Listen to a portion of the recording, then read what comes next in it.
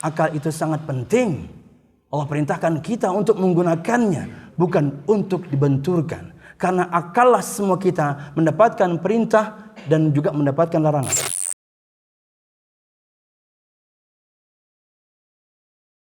Innal hamdalillah nahmaduhu wa nasta'inuhu wa nastaghfiruh wa na'udzu billahi min shururi anfusina wa min sayyiati a'malina. Man yahdihillahu fala mudilla lahu wa man yudlil fala hadiya lahu. Ashhadu an la ilaha illallah wahdahu la syarika lahu wa ashhadu anna Muhammadan abduhu wa rasuluh. Qala Allah Ta'ala fil Qur'anil Karim, A'udzu billahi minasy syaithanir rajim.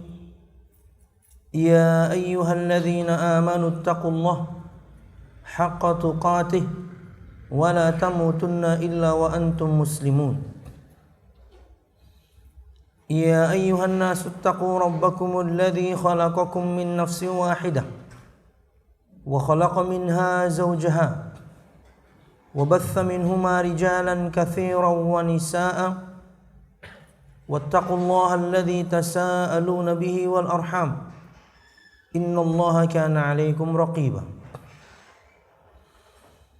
Ya ayyuhalladzina amanu taqullaha wa qulu qawlan sadida yuslih lakum a'malakum wa yaghfir lakum dhunubakum wa man yuti'illaha wa rasulahu faqad faza fawzan 'azima. Fa inna asdaqal hadithi kitabullah wa khairal hadi hadi Muhammadin sallallahu alaihi wasallam wa syarral umuri muhdatsatuha fa inna kulla muhdatsatin bid'ah wa kulla bid'atin dhalalah wa kulla dhalalatin finnar amma ba'd. Hadirin jamaah Jumat rahimakumullah. Alhamdulillah, segala puji dan syukur marilah kita haturkan kepada Allah Subhanahu wa ta'ala. Kemudian salawat serta salam semoga selalu tercurahkan kepada junjungan besar Nabi kita Muhammad sallallahu alaihi wasallam, juga beserta para sahabatnya, keluarganya, dan segenap kaum muslimin yang selalu istiqamah berpegang teguh dengan Islam sampai hari kiamat kelak. Hadirin jamaah Jumat rahimakumullah. Dalam bahasan akidah kita mengenal ada kelompok-kelompok yang menisbatkan dirinya kepada Islam tapi memiliki begitu banyak penyimpangan. Mereka disebut dengan ahlul kalam. Prakteknya adalah mereka orang-orang yang lebih mengedepankan akal dibandingkan firman Allah Subhanahu wa ta'ala dan juga sabda Nabi Muhammad sallallahu alaihi wasallam. Ahlul kalam dari dahulu sudah ada. Tapi tentunya hanya orang-orang yang belajar tentang mereka lah dari karangan-karangan mereka yang bisa mengetahui. Tapi subhanallah,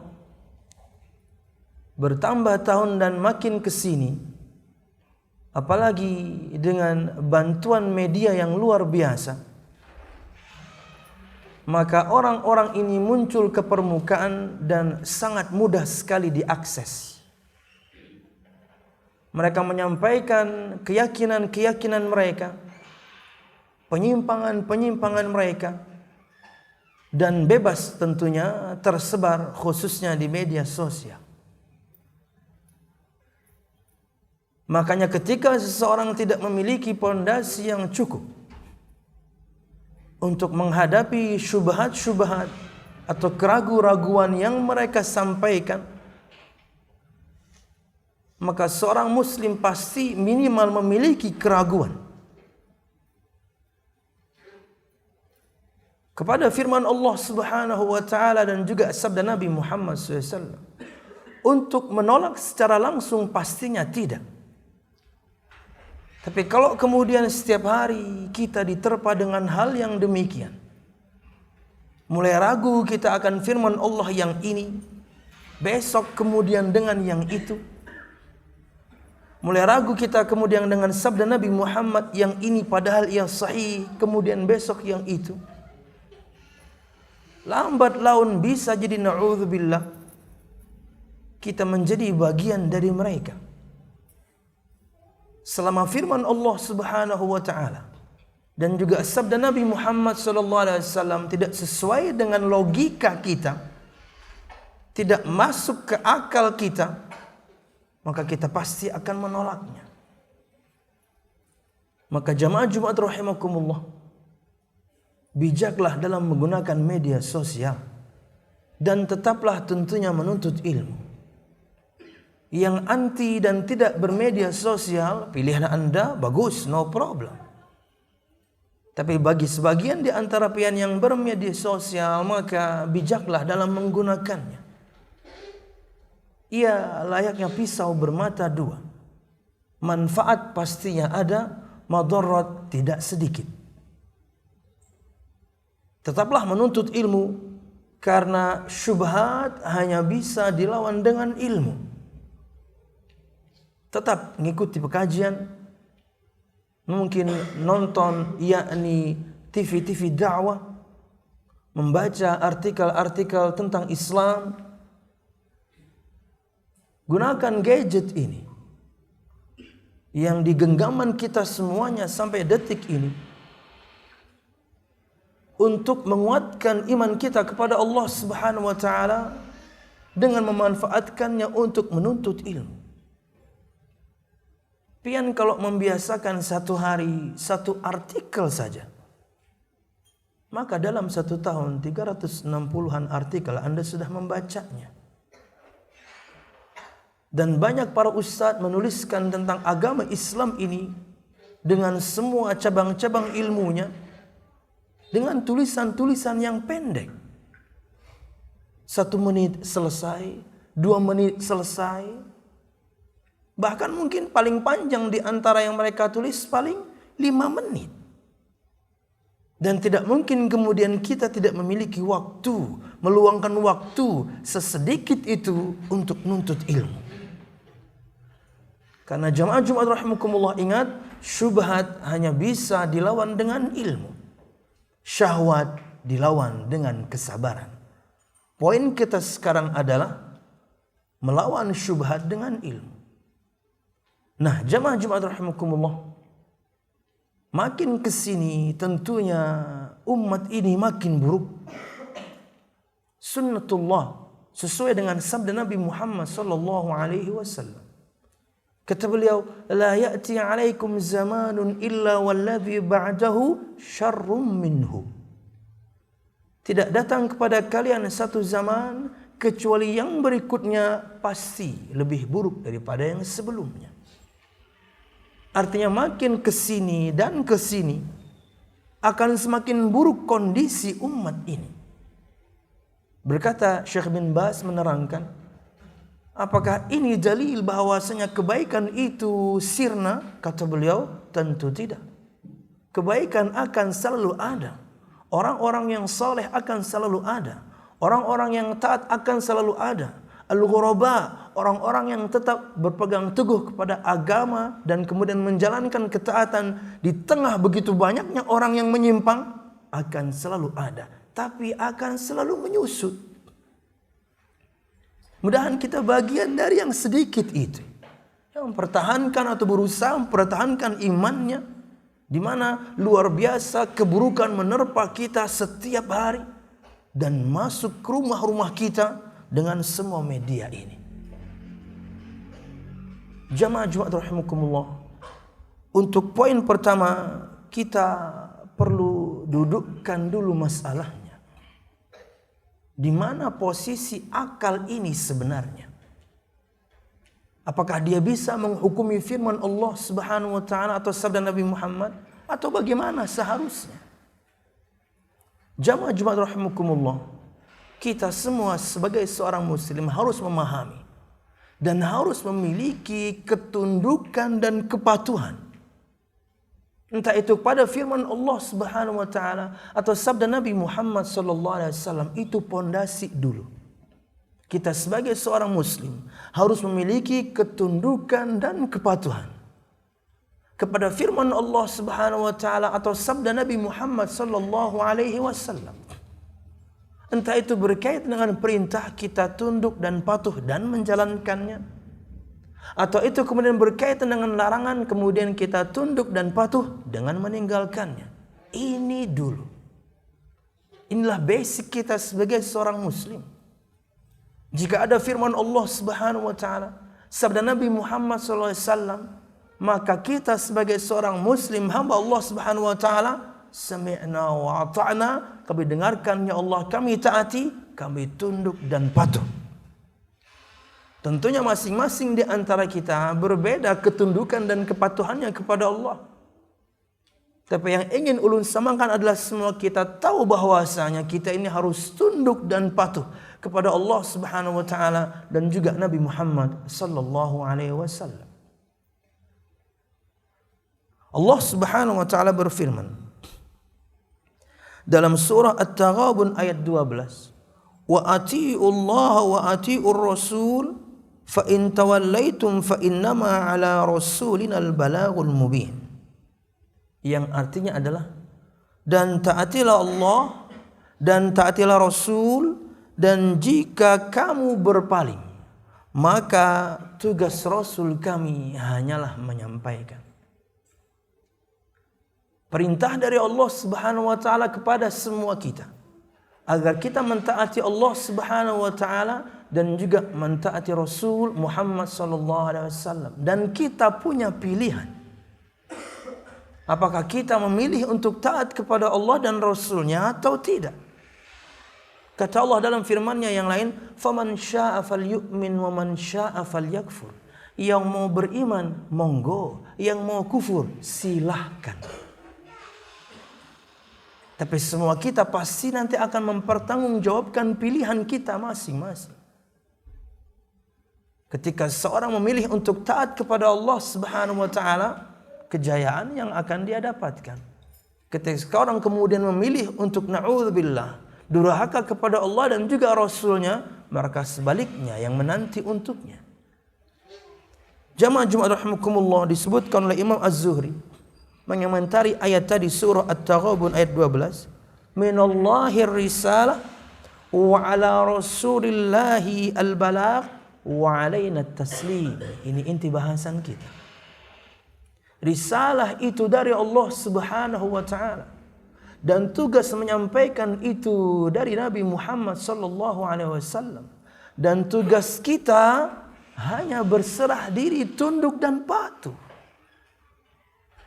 Pahami tiga kisi ini jamaah Jumat rahimakumullah. Risalah dari Allah, Nabi hanya menyampaikan, dan tugas kita at-taslim, menerimanya. Tunduk dan patuh akan perintah Allah dan juga Rasulnya. Tunduk dan patuh akan larangan Allah dan Rasulnya untuk kita tinggalkan. Itulah tugas kita. Inilah pondasi dulu yang ingin ulun bangun bersama.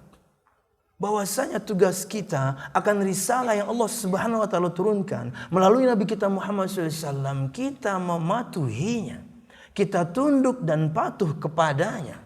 Karena tidaklah ada satu perintah kecuali pasti manfaatnya untuk kita sendiri, dan tidaklah ada satu larangan kecuali pasti keburukannya kembali kepada kita juga.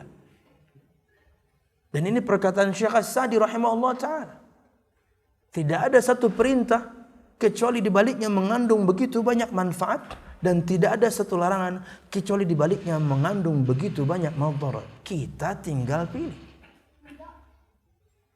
Dari Allah Subhanahu wa taala risalah itu, dan tugas Nabi Muhammad SAW hanya menyampaikan, dan tugas kita sebagai yang disampaikan kepadanya risalah at-taslim, menerima dengan ketundukan dan kepatuhan.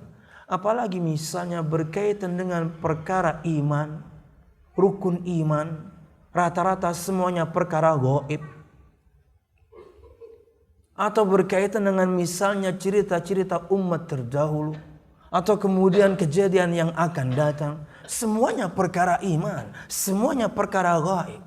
Kalau dalam diri kita tidak ada taslim ini, kalau kita sebagai seorang muslim tidak memiliki prinsip ini, tunduk dan patuh dengan berserah diri, apalagi perkara itu berkaitan dengan perkara akidah, perkara tentang perkara-perkara yang gaib. Kalau tidak ada ketundukan dan kepatuhan dan berserah diri, kita pasti tolak begitu banyak firman, kita pasti tolak begitu banyak sabda. Dan kita sebagai seorang muslim jamaah tidak memiliki pilihan ketika Allah Subhanahu wa taala dan Nabi-Nya Muhammad sallallahu alaihi wasallam sudah menentukan satu ketentuan atau hukum. Allah Subhanahu wa taala berfirman dalam surah Al-Ahzab ayat 36. Wa ma kana lil mu'minin wala mu'minatin idza qada Allah wa rasuluhu amran ay yakuna lahumul khiyaratu min amrihim. Tidaklah patut untuk seorang mukmin dan mukminah jika Allah Subhanahu wa taala dan rasulnya telah menentukan satu ketentuan hukum, mereka punya pilihan dalam perkara tersebut. Artinya kita nggak punya pilihan kecuali taat. Kita tidak punya pilihan kecuali tunduk dan patuh. Berkaitan dengan perkara-perkara gaib yang begitu banyak dalam syariat ini, kita hanya at-taslim, berserah diri. Bagaimananya kita nggak tahu. Nggak usah jauh-jauh deh. Ya, di sekitar kita. Bahkan mungkin mereka sekarang ada di sini. Apa itu? Jin. Alam mereka terpisah. Tapi mereka bersama kita di dunia. Sebagian mereka muslim, sebagian mereka kafir. Sangat mungkin kemudian yang muslim sekarang sedang ikut Jumatan, tapi kita nggak lihat tuh. Tapi apakah kemudian kita menolaknya karena kita tidak bisa mengindranya? Bahkan dalam Al-Quran ada satu surah namanya Surah Al-Jin. Bagaimana kita menolak itu? Cuman kemampuan kita terbatas betul. Kita diciptakan dengan kesempurnaan. Allah ciptakan kita dengan sempurna. Tapi dengan keterbatasan. Banyak hal yang tidak bisa kita indra. Entah itu kita lihat, entah itu kita dengar, entah itu kita rasa. Atau yang mungkin akan kita hadapi setelah ini dan sangat dekat sekali, kematian. Ada azab kubur nanti, ada nikmat kubur nanti. Kata Nabi Muhammad SAW dalam sebuah hadis yang dikeluarkan oleh Imam Ahmad dari sahabat Bara bin Azib. Ulun potong tentunya karena hadisnya sangat panjang. Ketika seorang hamba bisa menjawab pertanyaan malaikat dalam kuburnya, yaitu fitnah kubur. Karena semua kita akan menghadapinya. Kecuali tentunya sebagian orang seperti Nabi Muhammad. Seperti orang-orang seperti Abu Bakar As-Siddiq, orang-orang yang mati syahid di medan perang. Dan yang lainnya, ada orang-orang khusus yang tidak mengalami fitnah kubur. Apa itu? Pertanyaan yang akan dilayangkan kepada semua kita.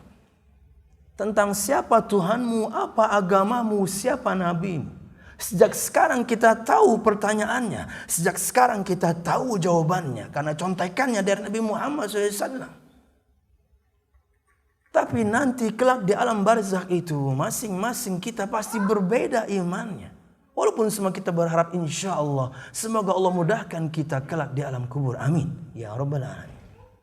Nah, ketika seorang bisa menjawab, kata Nabi Muhammad SAW, yunadi munadin minas sama an sadaqa abdi fa'afrishuhu minal jannah walbasuhu minal jannah waftahu lahu baban ilal jannah fayufsahu lahu fi qabrihi mudda basarih.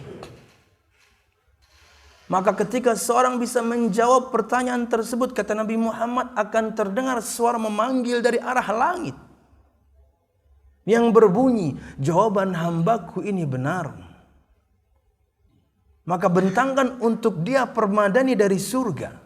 Berikan kepadanya pakaian penghuni surga. Bukakan untuknya pintu surga. Kemudian dibentangkan untuknya kuburnya sejauh mata memandang. Monggo, Anda bisa bayangkan. Kuburan yang 1 kali 2 itu. Kita tahu lahat berapa luasnya. Karena kita mungkin yang menggalinya atau petugas yang menggalinya. Kita tahulah ukurannya segitu doang. Tapi dalam sabda Nabi Muhammad SAW, untuk orang-orang yang bisa menjawab pertanyaan tersebut, diluaskan kuburnya sejauh mata memandang. Gimana? Anda bongkar lagi kuburan tersebut, nggak berubah dia. Segitu aja ukurannya. Kalau bukan semua kita memiliki prinsip berserah diri akan perkara-perkara gaib, sami'na wa ata'na, kami yakini, kami percaya karena Allah berfirman dan engkau bersabda wahai Rasul, kita akan tolak hadis-hadis seperti ini. Kenapa? Kita tidak bisa menyaksikannya. Kita tidak tahu bagaimana kemudian hakikatnya. Karena yang merasakan si mayit bukan kita yang masih hidup. Yang mayit, si mayit yang merasakan nikmat itu. Sebaliknya, mayit juga yang merasakan azab itu.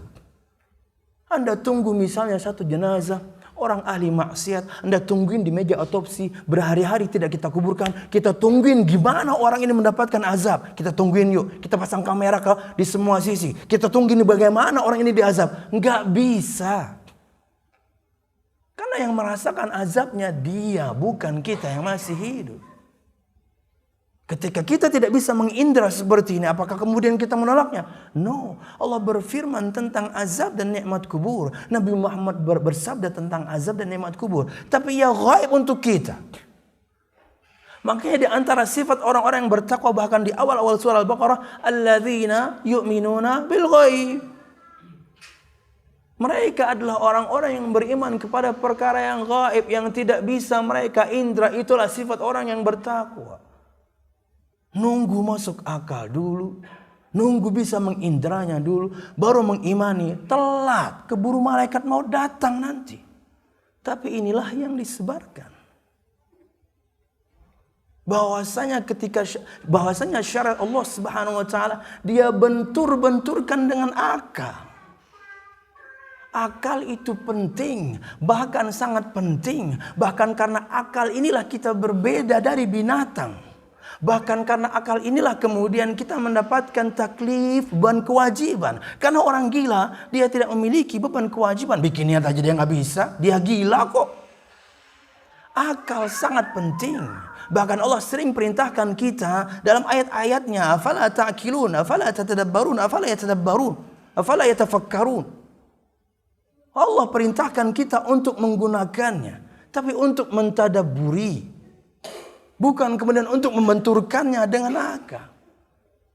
Karena syariat Islam pasti selaras dengan akal sehat. Bagaimana mungkin Allah Subhanahu wa taala kemudian memberikan syariatnya, entah perintah atau larangan, kemudian berbentur dengan ciptaannya sendiri? Gak mungkin. Tapi tidak bisa dibungkiri jamaah. Banyak dalam perkara Islam ini yang tidak masuk akal. Apakah kemudian kita benturkan? Apakah kemudian kita menolaknya? No. At-taslim. Kita menerimanya. Bagaimananya? Saya nggak tahu. Bagaimananya jin aja kita nggak tahu. Ya. Apalagi kemudian azab nikmat kubur.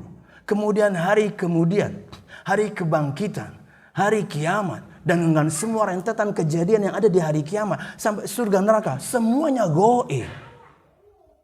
Kalau bukan karena kita berserah diri kepada Allah Subhanahu wa taala, kita akan tolak semuanya.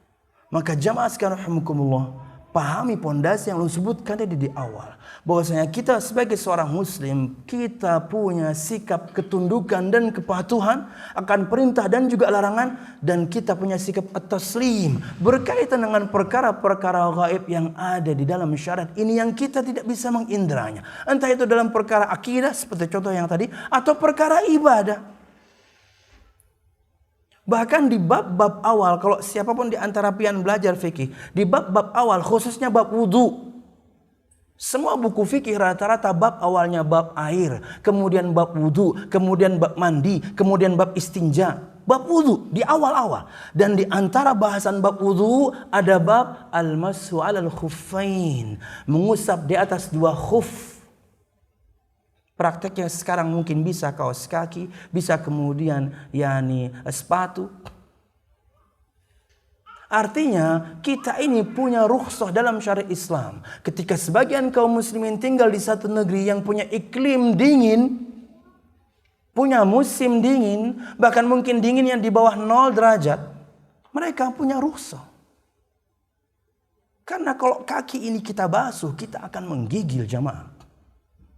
Makanya wudhu mereka seperti biasa, wajah mereka basuh, tangan mereka basuh, rambut dan telinga kemudian mereka basuh dan usap. Di bagian kaki cukup diusap saja. Ambil air sedikit, kemudian mengusap di bagian atas kaki. Kiri, kanan kemudian sekali, kiri sekali, selesai. Dan wudhu Anda sempurna.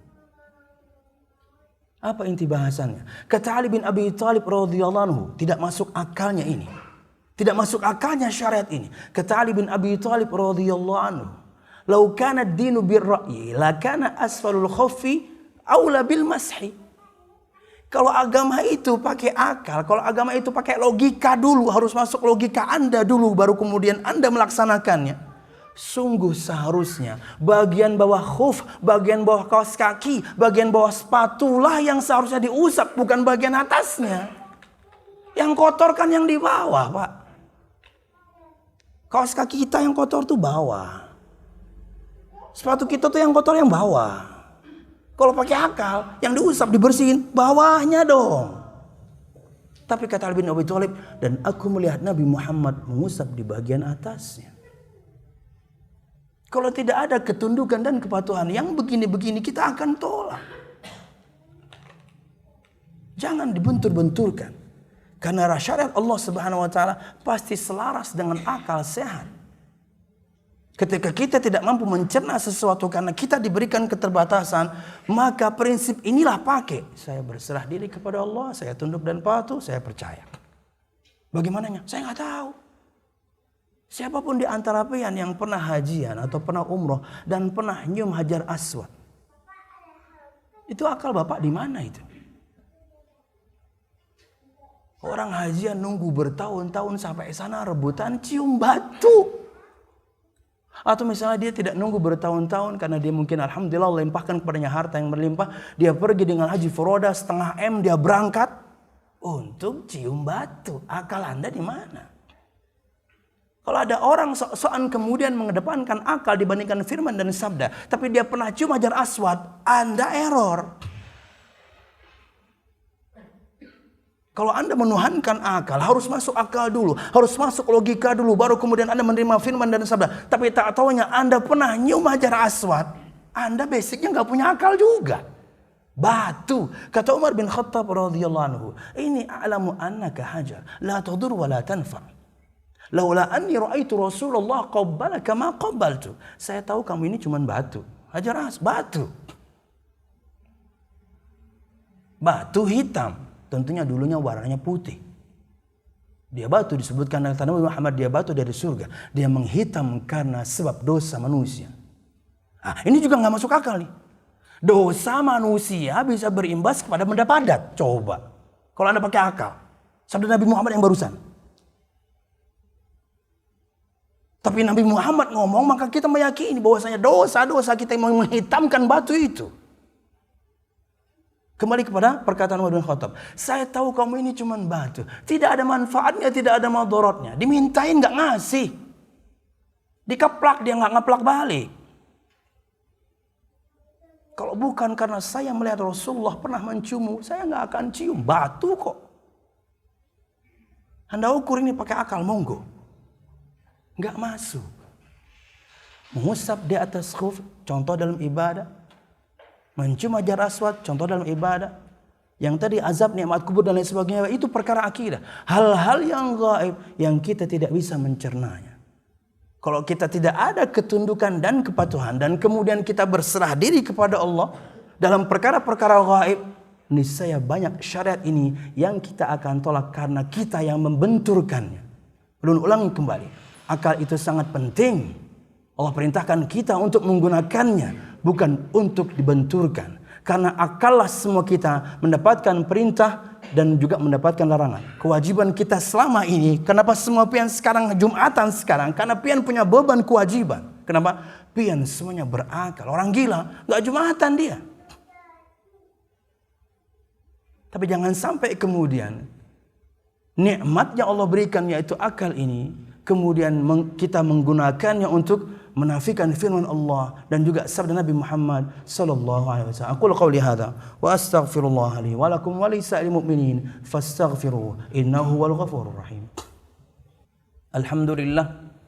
Alhamdulillahilladzi hadana li hadza wa ma kunna linahtadiya laula an hadana Allah. Wassalatu wassalamu ala asyrafil anbiya wal mursalin Muhammad sallallahu alaihi wasallam wa ala alihi wa ashabihi ajma'in. Alladzi harabal batil وأيد الحق وطمس الرذائل وأحيا الفضائل وتمم مكارم الأخلاق وهدى الناس إلى صراط مستقيم صراط الذين أنعم الله عليهم من النبيين والصديقين والشهداء والصالحين وحسن أولئك رفيقا. Hadirin jemaah Jumat rahimakumullah, pada khutbah kedua ini ingin sebutkan suatu contoh yang lain dan kita tutup dengan contoh ini. Jamaah Jumat rahimakumullah, di antara mukjizat terbesar Nabi Muhammad SAW setelah Al-Quran, Isra dan Mi'raj,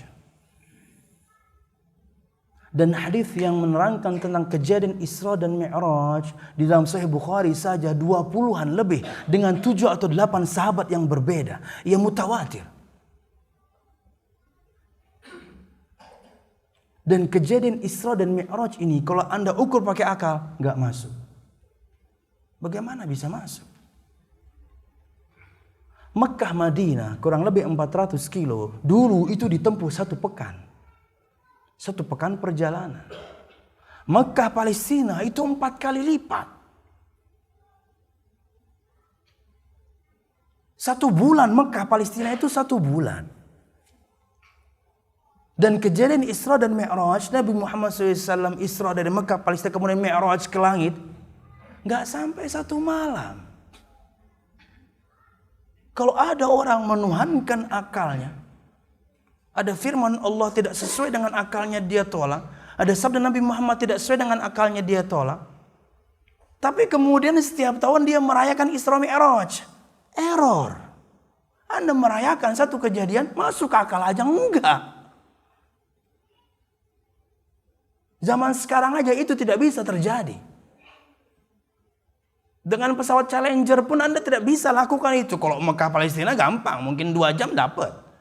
Mekah Palestina langit. Tapi Allah berfirman tentangnya, Nabi Muhammad bersabda tentangnya, kita berserah diri, kita meyakini kebenarannya. Bahkan di zaman itu saja, ketika berita Isra dan Mi'raj menyebar, kemudian bahkan sebagian kaum muslimin murtad.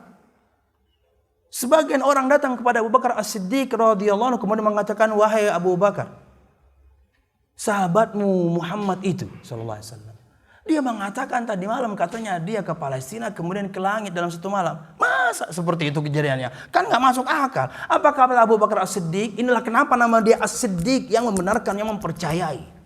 Kalau Muhammad datang dengan berita lebih aneh daripada itu, saya percaya. Bayangkan. Karena semuanya tahu Nabi Muhammad tidak pernah berdusta. Mereka juga tahu Nabi Muhammad tidak pernah berdusta. Kalau bukan karena kesombongan, karena kezaliman, karena keangkuhan, hingga mereka menolak firman Allah dan juga sabda Nabi Muhammad SAW. Tapi di saat yang sama mereka tahu, ini orang gak pernah bohong. Mereka yang sematkan kata Al-Amin, orang terpercaya untuk Nabi Muhammad. Bahkan Nabi Muhammad belum jadi Nabi waktu itu. Bahkan ketika Nabi Muhammad jadi Nabi dan Rasul, Nabi Muhammad berikan challenge atau tantangan. Hei segenap umat manusia, atau orang-orang Quraisy waktu itu, jika saya kabarkan kepada kalian ada musuh siap menyerang kalian dari balik bukit itu, akuntum musaddiqiyya, apakah kalian akan mempercayai aku? Semua mereka serempak menjawab, kami tidak pernah mendapatkan kamu berbohong, kami percaya. Jangan karena kesombongan yang kita miliki, jangan karena keangkuhan yang kita miliki, jangan Anda karena merasa pintar luar biasa, Anda menolak firman Allah Subhanahu wa taala dan juga sabda Nabi Muhammad SAW. Harusnya akal yang Allah Subhanahu wa taala berikan kepada kita pakai untuk mentadabburi Al-Qur'an, memikirkan Al-Qur'an, menyelami makna Al-Qur'an, bukan kemudian membenturkannya. Kembali lagi kepada perkara awal, kita harus punya ketundukan, punya kepatuhan dan memiliki sikap at-taslim kalau sudah berkaitan dengan perkara-perkara yang tidak masuk akal dalam syariat ini. Kenapa? Karena pasti ada hikmah di balik kenapa Allah tidak memberikan detail tentangnya. Wallahu a'lam bishawab. Jamaah rahimakumullah, maka kembali kepada perkara awal tadi juga, bijaklah dalam menggunakan media sosial. Ya, pisau bermata dua, ambil manfaatnya, buang mudaratnya. Anda tidak mampu kemudian memilah dan memilih, mungkin stop akan lebih baik. Demi menyelamatkan akidah Anda kepada Allah Subhanahu wa taala, juga Nabi Muhammad sallallahu alaihi wasallam. Ingat, syubhat hanya bisa dilawan dengan ilmu, maka tuntutlah ilmu selalu. Dan sekarang subhanallah, semua perkara tersebut dimudahkan untuk kita. Anda bahkan bisa nuntut ilmu bahkan Anda di rumah Anda sendiri, yakni dengan menonton video dakwah, TV dakwah, dengarkan radio dakwah, baca artikel di rumah, semuanya mudah untuk kita sekarang, tidak seperti zaman dahulu. Wallahu a'lam bishawab. Semoga Allah Subhanahu wa taala berikan kepada kita selalu petunjuknya, agar kemudian kita selalu mendapatkan keamanan, agar kemudian iman kita ini aman dari semua syubhat yang selalu menerpa dan semua keburukan ini yang selalu datang setiap hari. Amin ya rabbal alamin. Allahumma qsim lana min khasyatika ma tahulu bihi bainana wa baina ma'siyatik, wa min ta'atika ma tuballighuna bihi jannatak, wa min al-yaqini ma tuhawwinu bihi alaina masa'ib ad-dunya, wa matti'na Allah bi asma'ina wa absarina wa quwwatina abadan ma ahyaytana, waj'alhu al-waritha minna waj'al tha'rana 'ala man adh-dhalama ya arhamar rahimin. Rabbana hab lana min azwajina wa dhurriyyatina qurrata a'yunin waj'alna lil muttaqina imama. Rabbana la tuzigh qulubana ba'da idh hadaytana wa hab lana min ladunka rahmah innaka antal wahhab. Allahumma inna nas'aluka husnal khatimah wa na'udzubika min su'il khatimah ya arhamar rahimin. Allahumma inna nas'aluka al-jannata wa ma qarraba ilaiha min qawlin aw amal, wa na'udzubika minan nari wa ma qarraba ilaiha min qawlin aw amal. Rabbana atina fid dunya hasanah wa fil akhirati hasanah wa qina adzaban nar. Subhana rabbika rabbil izzati amma yasifun, wassalamun alal mursalin walhamdulillahi rabbil alamin.